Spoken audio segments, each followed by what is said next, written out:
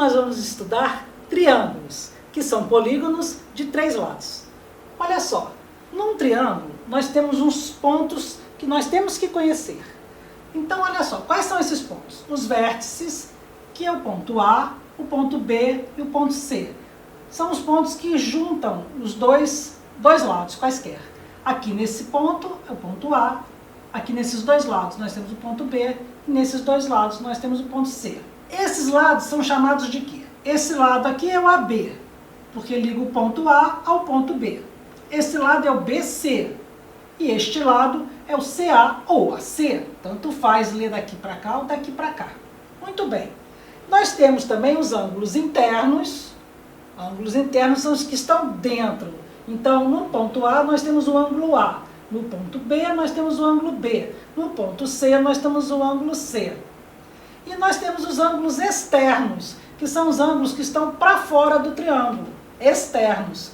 Então, no ponto A, a gente tem o interno que é A e o externo que é X. No B, nós temos o interno que é B e o externo que é Y.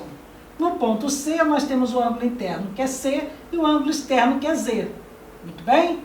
Fora isso, nós temos também as medidas dos lados. Então, repara, eu tenho o ângulo, o ponto A e o ângulo A aqui. O lado A, o lado de medida A gente normalmente vai nomear o lado oposto a esse ângulo. Olha só, o ponto C, o ângulo C, o lado C é o oposto. Ponto B, ângulo B, o lado B é o oposto ao ângulo B. Ok? Essa é uma nomenclatura utilizada no geral. Muito bem. Então, uma vez conhecendo os pontos principais, os pontos, os ângulos internos, externos, as medidas, nós vamos agora ver também o seguinte: nós podemos tanto chamar esse ângulo de ângulo B, por exemplo, como o ângulo ABC. E a gente coloca o chapéuzinho em cima do ponto que é o ângulo, ok? Então a gente está lendo o ângulo A, B, o ângulo é aqui, o B, vem do A, faz o ângulo em B e vai para C. É essa escrita aqui. Podíamos escrever C, B, A? Podíamos, é a mesma coisa, é o mesmo ângulo. Então, se nós escrevermos aqui C, B, o chapeuzinho no B e o A aqui, é o mesmo ângulo, ok? Porque olha só, a gente está vendo de C, pega o ângulo B e vai para A.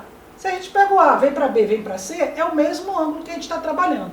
A mesma coisa vai acontecer para o ângulo A e para o ângulo C. O ângulo A, a gente vai ler BAC ou CAB. O ângulozinho, o chapeuzinho vai estar no A, aqui, tá? Então eu li aqui B, ângulo A e vem para o C. Aqui no C, o que eu faço? Eu vim do A, vim para o ângulo que é o C e terminei em B. Então eu estou marcando esse ângulo aqui, ó. Tá certo? Muito bem. Visto isso, vamos estudar agora as classificações dos triângulos. Estudarmos as classificações dos triângulos, quanto aos lados e quanto aos ângulos, é muito importante, porque muitos problemas vêm dizendo, tendo um triângulo, acutângulo, se você não sabe o que é, você não tem como ter os dados suficientes para resolver o problema. Então vamos entender isso perfeitamente bem. Olha só, quando a gente classifica os triângulos quanto aos lados, nós estamos nos preocupando com esses tamanhos dos lados. Então, existe a possibilidade de um triângulo ter os 3 lados iguais. Quando isso acontece, nós chamamos ele de equilátero. Equi é igual, látero seria lado. Então, lados iguais. Ele tem os 3 lados iguais, ok?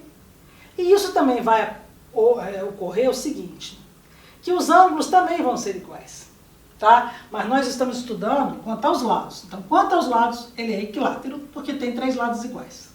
Quando ele tem 2 lados iguais, ele é um triângulo chamado isósceles. Tem 2 lados iguais.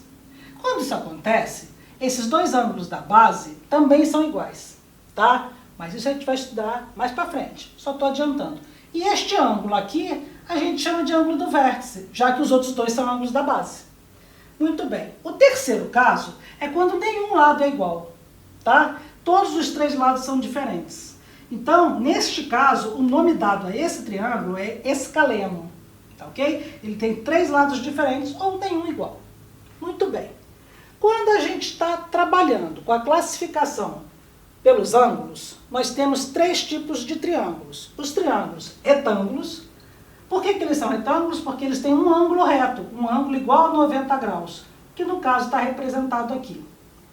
Nós podemos ter o triângulo obtusângulo, que é quando acontece um ângulo obtuso. O que é um ângulo obtuso? É um ângulo maior de 90 graus, que no caso é esse que está marcado aqui. O outro caso é o triângulo acutângulo. O triângulo acutângulo, ele tem três ângulos agudos. O que são ângulos agudos? Ângulos menores que 90 graus. Nós estamos indicando os três ângulos aqui, ok? Isso é bem importante. Então agora nós vamos estudar a área do triângulo. Repara, a área do triângulo é a base vezes a altura sobre 2. Que também podemos representar assim, ó, B vezes H sobre 2. Agora, você tem que prestar atenção numa coisa. Um triângulo tem três lados. Ele pode estar em três posições diferentes. Repara, ele pode estar desse jeito aqui. Ele vai ter essa base e essa altura. Se esse mesmo triângulo estiver desta forma, ele vai ter o quê? Uma base menor e uma altura bem maior. Mas o produto vai dar igual. A outra maneira da gente posicionar esse triângulo é assim. Então a gente vai ter uma base maior ainda e essa altura aqui que é um pouco menor. Esse produto também vai ser igual ao produto dos outros que nós acabamos de ver.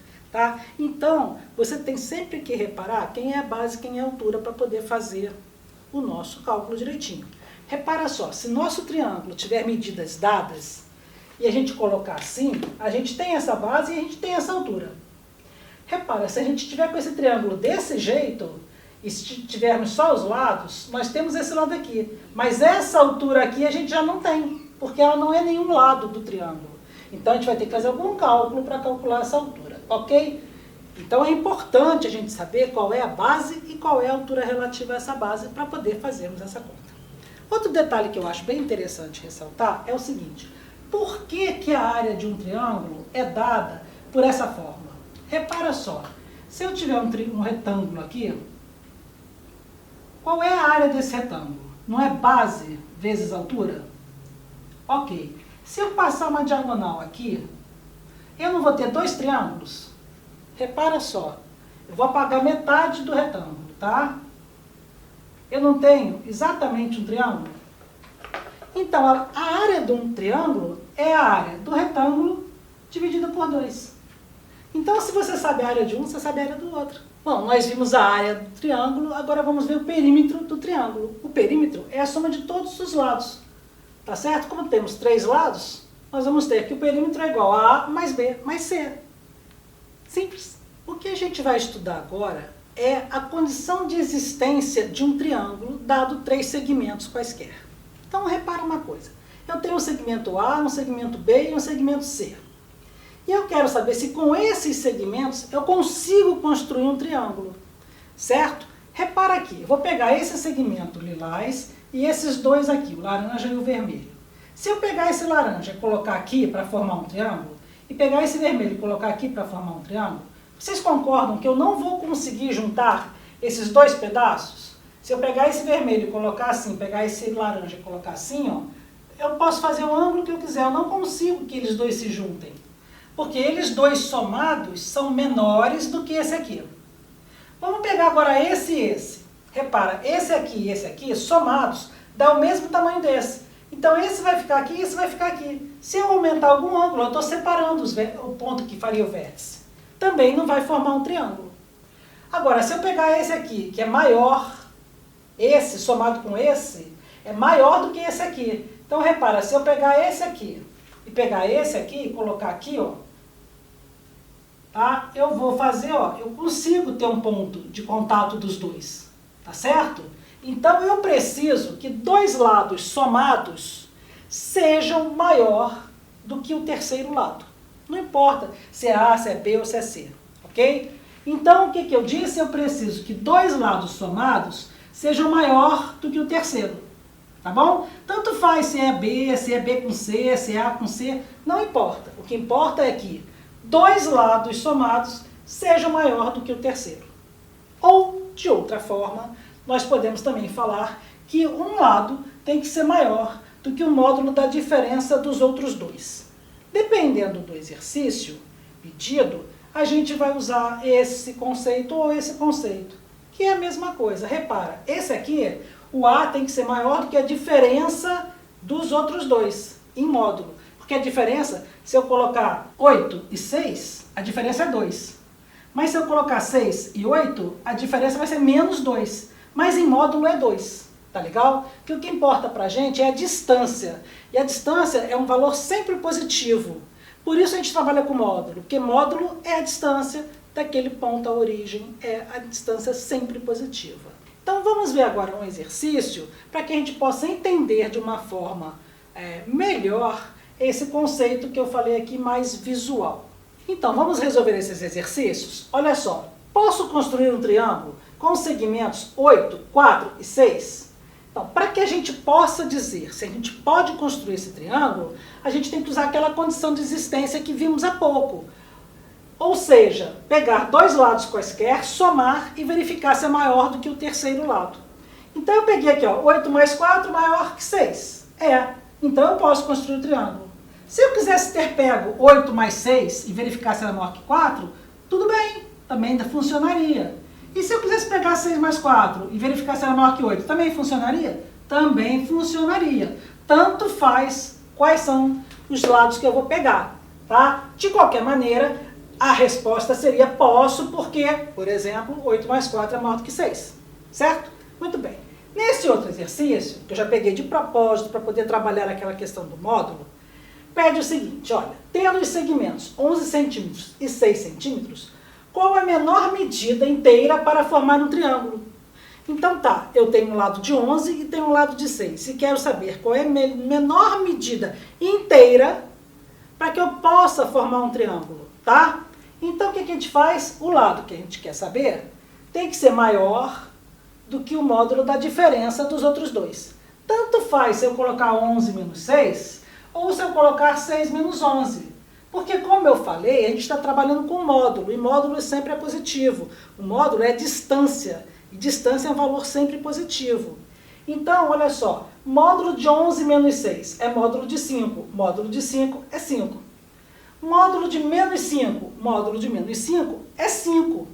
Certo? Porque aqui dentro é menos 5, mas módulo de menos 5 é 5. Então, a menor medida inteira para eu formar um triângulo é o 6 centímetros, certo? Porque tem que ser maior que 5 e tem que ser inteiro, certinho? Vamos ver agora quanto vale a soma dos ângulos internos de um triângulo e quanto vale a soma dos ângulos externos de um triângulo. Não só vamos ver, como vamos demonstrar. Olha só, nós sabemos que a soma dos ângulos internos de um triângulo é igual a 180. Mas por quê? Quem que disse isso? Olha só. Nós temos um triângulo ABC. Eu prolonguei aqui os lados para a gente poder trabalhar melhor com essa noção. O que acontece? Eu trouxe uma paralela ABC passando aqui em A. Fazendo isso, o que eu observo? Esse ângulo C é igual a esse ângulo aqui, que são opostos pelos vértices. E esse ângulo C aqui, olha, eu trouxe ele para cá. Tá vendo? Ele é igualzinho, esse ângulo é igualzinho a esse. Então aqui eu já tenho A e aqui eu tenho C. Repara que aqui eu tenho B, ó. Esse B que está aqui, ó, trouxe para cá. O que aconteceu? A mais B mais C dá quanto? 180 graus. Olha que maravilha, não é? Então assim a gente consegue demonstrar que a soma dos ângulos internos de um triângulo mede 180 graus. Agora vamos ver a soma dos ângulos externos de um triângulo. Por que é 360 graus? Olha, nós temos aqui o triângulo com os prolongamentos das suas bases. Nós temos no ângulo A, no ponto A nós temos o ângulo A interno e o X externo. No ponto B nós temos o ângulo B interno e o ângulo Y externo. E no ponto C, idem com fritas. O que acontece? Nós sabemos que esse ângulo aqui todo vale 180, esse ângulo aqui todo vale 180 e esse ângulo todo aqui vale 180. Ou seja, A mais X mais B mais Y mais C mais Z, que está escrito aqui, vale 540, 180 vezes 3, certo? Porque isso vale 180, isso vale 180 e isso vale 180.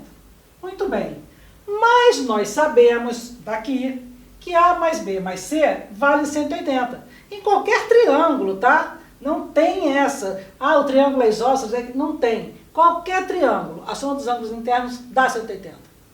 Então, o que acontece? Se nós temos que A mais B mais C vale 180, vamos subtrair daqui o A, o B e o C. Vai ficar só x, y e z. Ó. X mais y mais z vai ser igual ao quê? 540 menos esse 180 que nós estamos jogando para o lado de lá. Ok? Então, x mais y mais z é igual a quanto? 540 menos 180, que dá 360. Para qualquer triângulo.